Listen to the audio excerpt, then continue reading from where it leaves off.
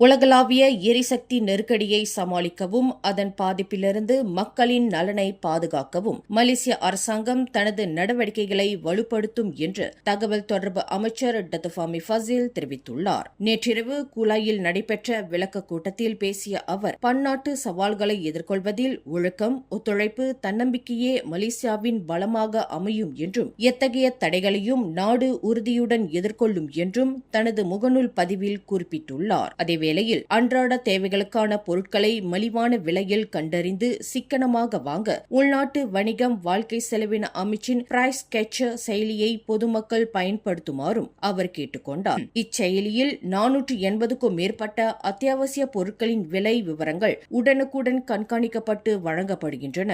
மேலும் செய்திகளை தெரிந்து கொள்ள கீழே இருக்கும் பெல் பட்டனை அழுத்துங்கள். உங்கள் மகிழ்ச்சியை வெளிப்படுத்த லைக் மற்றும் ஷேர் செய்யுங்கள். தொடர்ந்து திசைகளோடு இணைந்திருக்க சப்ஸ்கிரைப் செய்யுங்கள்.